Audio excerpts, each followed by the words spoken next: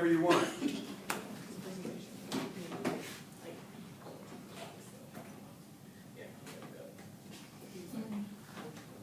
Whenever you want to go, you can go. So good morning, class. Good morning, class. Good morning. Good morning. So of course, I'm actually going to be speaking in regards to judgment based off of the story that I told, my personal story.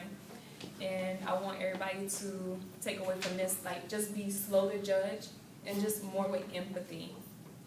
And for judgment, I just kind of wanted to make sure everybody knew it's the ability to make considered decisions or come to sensible conclusions.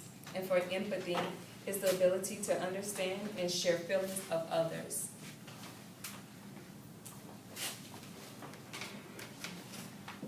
So when I actually walked around the class and did the survey, everybody said that they judge people more off of appearance. Some people said because people are not like them, so it's easier to judge them. And then some people also stated that off of hearsay, so like media, social media, and things like that. But I wanted to first say off of clothing and things like that, or how people speak. I say everybody comes from a different background. Nobody here is the same. And I say never judge a person based off how they're dressed or what they look like or anything like that. Because sometimes the people that are, most discriminated against can be the nicest people.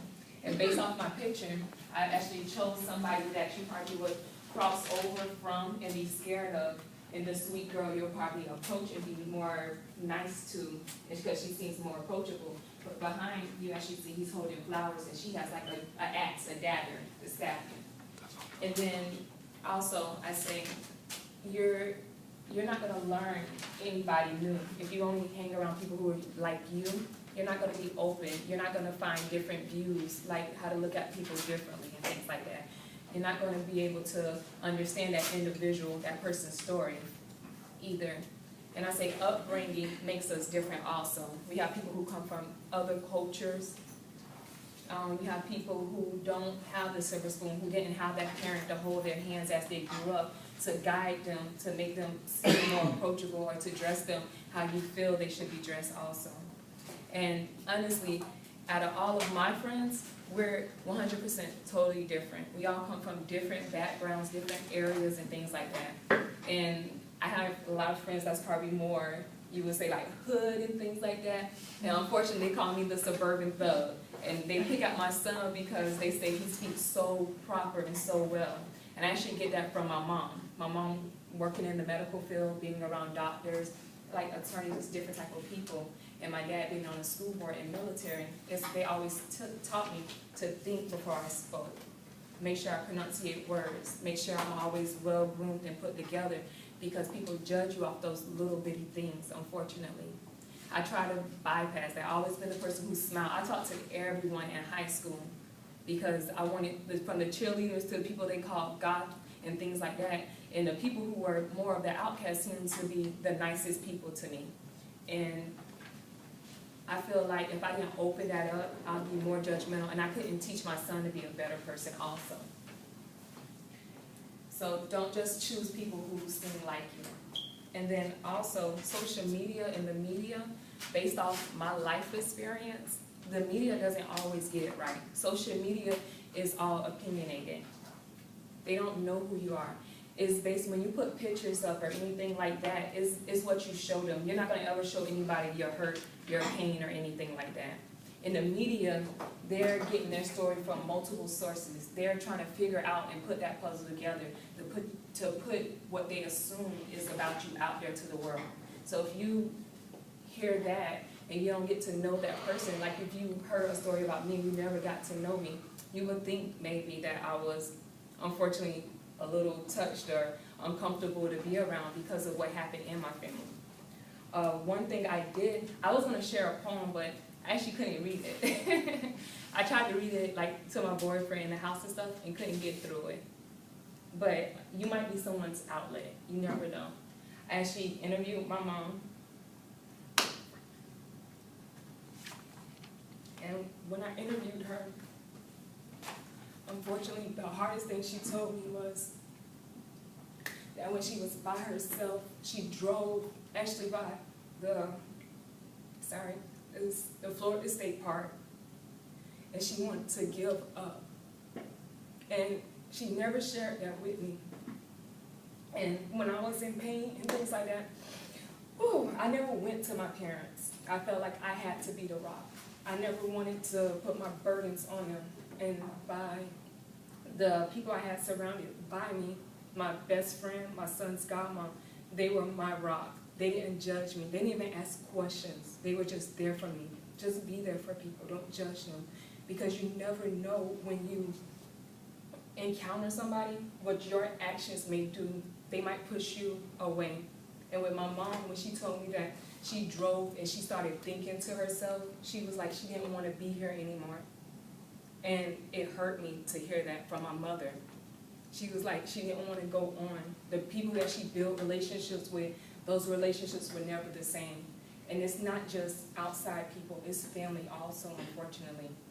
But I was happy to hear she thought about us, her grandchildren, her kids, and my father. And she overcame that. So one thing I asked her was, if you had to share anything with anybody going through something like this, or judging anybody based off something they went through, what would you share with them? If you went through this, her answer was, you got to be careful how you speak to yourself. Because the things you say to yourself and you isolate in yourself is what can tear you down the most. And her thing to get her back out there in the world was gardening. She actually brought her family over, and they was outside, and she said it was the warmth of just the earth to bring her back and just get her reconnected with people. And it was a lot more. But from this, what I want everybody to take from this is just when you glance at an individual, don't judge them because their shoes, how they look, they may be rough, or because they're too proper, or they're preppy, or you think they have the silver spoon, or you see what they have on social media and you think they may be better than you or lesser than you. What you should take from this is let me get to know that person, let me enter their world and see what they have in them that may be in you, and what they can bring out and how y'all can help each other, and what you could possibly do for another individual. Your story, your words may strengthen somebody. Is there any questions?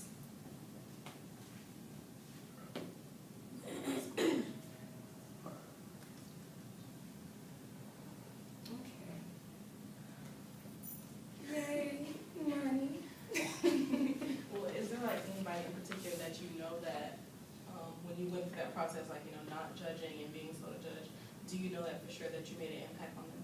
Yeah. Oh, this is crazy. My oldest sister has a different brother than me. 1 year after, 3 years after my brother passed away, her brother was murdered. And she wrote this long letter to me.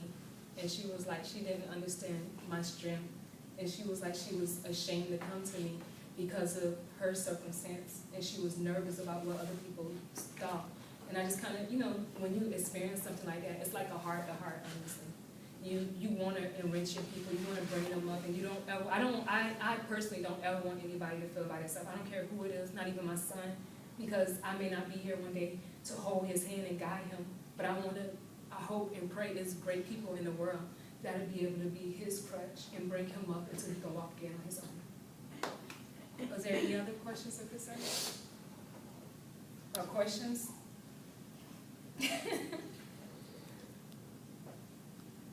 What was the story that you were going to tell us?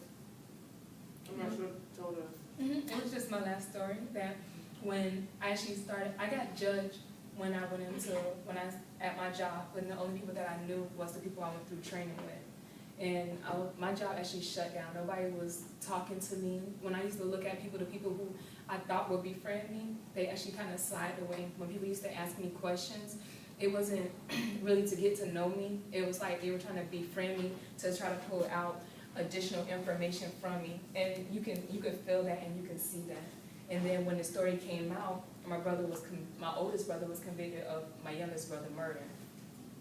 And nobody really knew how to approach me because they put that situation on me, those actions on me and on my family. So just from this, Oh, about like how long, if you can put a time frame, did it take for you to take your guard down and be able to trust people again? Honestly, I personally never had my guard up. I've Okay. always been open-hearted. I've from friendships since I was little. My mom would be like, "Oh, you're a little Care Bear. You're a little hummingbird. You're so sweet." When people used to do me wrong, I used to be like, "Okay, that was a mistake." And I can't even argue. I don't even have arguments or judgments and things like that. I always try to keep my mind open. I always try to be a friend, and I always try to see that person's side. And if you can come to me and we both can be a bigger person about it, I just try to, match it, put all that behind us, and just move on.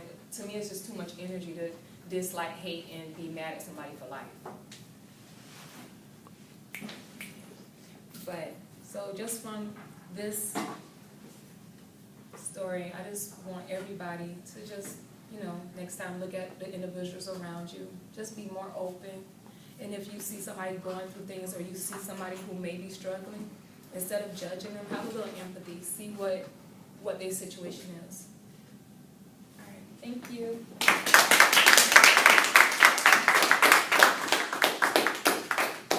Anybody that knows,